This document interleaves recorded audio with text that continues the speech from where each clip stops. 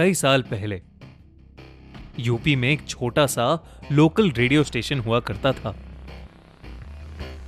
उस radio station के office का लोकेशन हाल ही में बदला था। 23 साल का ऋषभ वहां एक आरजे यानी रेडियो जॉकी था जो नाइट शो किया करता था। ऋषभ का नाइट शो काफी मजेदार होता था, जिसमें वो लोगों को प्रैंक कॉल किया करता था और अपने लिसनर्स को बहुत एंटरटेन करता था। नया ऑफिस ऋषभ के घर से दूर था और इसीलिए जब उसे काम करते करते देर हो जाती थी तो वो कभी कभी रात में वहीं रुक जाता था। एक रात ऋषभ अपना शो स्टार्ट करने के लिए जब सब सेटअप कर रहा था तब उसने अपने ऑफिस के आखिरी कलीग को ऑफिस से जाते हुए देखा। यूजुअली इतनी रात में ऋषभ और उस रेडियो स्टेशन के वॉचमैन के अलावा वहां कोई और नहीं होता था। ऋषभ ने रोज की तरह अपना शो शुरू किया और अलग अलग लोगों को प्रैंक कॉल्स करने लगा। वो लोगों को एंटरटेन करके खुद भी बहुत एंजॉय करता था, लेकिन उसे क्या पता था कि उसकी सारी खुशी डर में बदलने वाली है। जब उसने अपनी आखिरी प्रैंक कॉल की तो कॉल काफी देर तक रिंग हुई, घंटी बजती रही और ऋषभ कॉल को कट करने ही वाला था, लेकिन तभी किसी ने उसका कॉल उठा लिया। मिमिक्री करते हुए जैसे ही वो शुरू हुआ, उस कॉल पर बहुत अजीब सी एक आवाज सुनाई दी।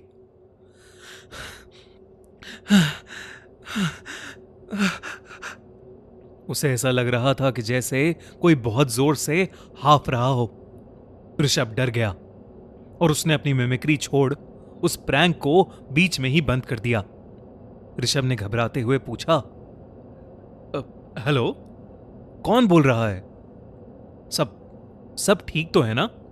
आप कहीं किसी मुसीबत में तो नहीं? उसके सवाल पूछते ही अचानक से वो हाफने की आवाज बंद हो गई और 2 पल की खामोशी के बाद कॉल की दूसरी तरफ से उसे एक भयानक सी आवाज में बस एक नाम सुनाई दिया, ऋषभ।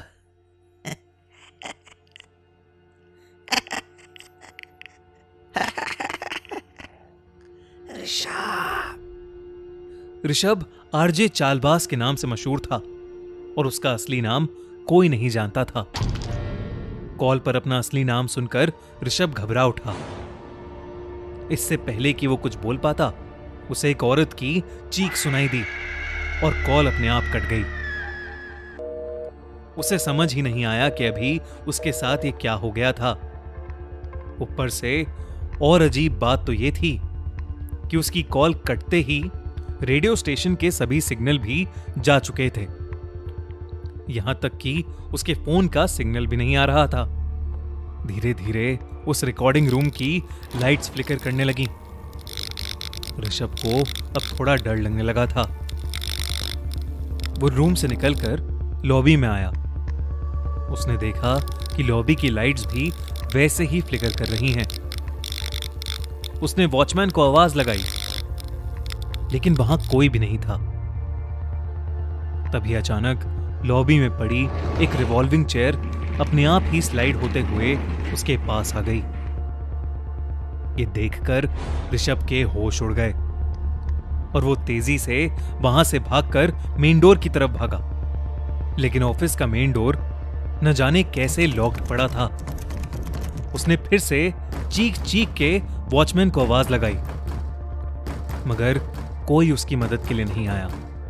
तभी अचानक उसे पायल की छन छन सुनाई दी। गहरे सन्नाटे में उसे सिर्फ उस पायल की और एक औरत के धीरे धीरे हंसने की आवाज आ रही थी। तभी उस शीशे वाले दरवाजे में उसे एक भयानक डायन का साया दिखा। ऋषभ ये देखकर मानो अपनी जगह पर जम सा गया। सफेद साड़ी में अपने लंबे बिखरे बाल लिए वो औरत ठीक ऋषभ के पीछे खड़ी थी। उसके हाथ इतने लंबे थे और चेहरा इतना डरावना कि किसी के भी पसीने छूट जाएं। ऋषभ ने जैसे ही पीछे मुड़कर देखा वो डायन जोर से चिल्लाई और दरवाजे पर लगा शीशा टूट गया और ऑफिस की सारी लाइट्स ऑफ हो गईं।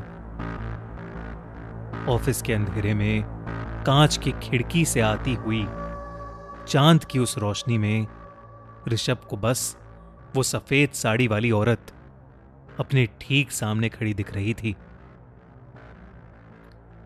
ऋषभ ने डर के मारे अपनी आंखें बंद कर लीं और वहीं बैठ गया और भगवान का नाम जपने लगा। कुछ देर बाद मेन डोर बाहर से अनलॉक हुआ और वॉचमैन हड़बड़ी में अंदर आ गया। उसने देखा कि ऋषभ एक कोने में बैठा कपकपा रहा है। उसने ऋषभ को पुकारा, लेकिन ऋषभ उसे कुछ बोल ही नहीं रहा था। उसने जैसे ही ऋषभ के कंधे पर हाथ लगाया, ऋषभ ने अपना चेहरा ऊपर किया और उस वॉचमैन को देखकर जोर से चिल्लाया, तू नहीं अभी तक? मैं आखिरी कह रही हूं, चले जा यहाँ से, चले जा। ये चिल्लाते ही ऋषभ बेहोश होकर नीचे गिर गया। कुछ देर बाद जब उसे होश आया तो वो वॉचमैन उसके बगल में पानी का ग्लास लिए बैठा था। ऋषभ अब नॉर्मल था। ऑफिस की लाइट भी वापस आ चुकी थी और ऋषभ के फोन का नेटवर्क भी। उसने ऋषभ को पानी पिलाया और उससे कहा, ऋषभ सर, मैं आपकी हालत देखकर हैरान नहीं हुआ। हमारे साथ भी कई रातों से कुछ अजीब चीजें हो रही हैं। कभी हमारी चीजें इधर से उधर हो जाती, तो कभी हमें किसी औरत की अजीब सी आवाज आती थी। कभी कभी तो ऐसा भी लगता था कि किसी अदृश्य शक्ति ने हमको धक्का दिया हो। लेकिन कुछ रात पहले हमको एक सफेद साड़ी वाली औरत दिखाई दी। उस औरत ने हमसे कहा कि बिल्डिंग उसका घर तोड़ के बनाई गई है और अब वो बिल्डिंग ही उसका घर है। वो किसी भी और को यहां रहने नहीं देगी और उसने हमसे सबको ले जाने के लिए कहा। जब ये बात हमने मैनेजर साहब को बताई तो उन्होंने हमें डांट दिया। उन्होंने कहा कि अगर हमने ये बात किसी को भी बोली तो वो हमको नौकरी से निकाल देंगे। इसलिए हमने किसी को कुछ नहीं बोला। लेकिन जब आज आपके साथ ये सब हुआ तो हमसे आपको बताए बिना रहा नहीं गया। उस वॉचमैन का कहा सुनकर और ऐसी खौफनाक घटना से गुजरने के बाद ऋषभ बहुत ज्यादा घबरा गया। उस रात के बाद उसने अपनी नौकरी छोड़ दी और फिर कभी उस बिल्डिंग के पास भी नहीं भटका। कुछ समय बाद ऋषभ के एक कलीग ने उसे बताया कि वो नई जगह शापित थी और सिर्फ ऋषभ ने ही नहीं, कई सारे लोगों ने उस औरत को वहां देखा था।